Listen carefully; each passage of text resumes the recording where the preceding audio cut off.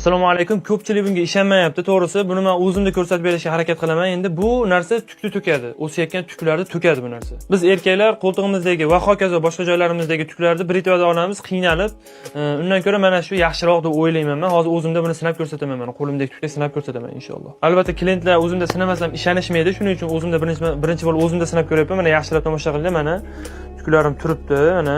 Bu ayollarga ham, erkaklarga ham aralash ketaveradi. Diqqat qilamiz, oldin buni chayqab yuboramiz, undan keyin sepamiz. Bismillahirrohmanirrohim. Mana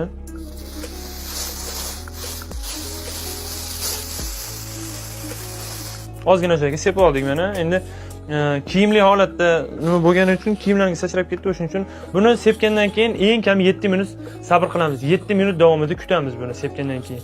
Uzog'i bilan 10 minut, 15 minut kutsa yana ham yaxshi bo'ladi.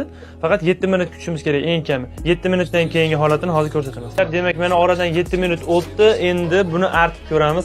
Qanaqa natija bo'ladi. Ishonmaganlar qaranglar endi. Mana artyapman. Bismillah. Mana. Hozir yana artamiz.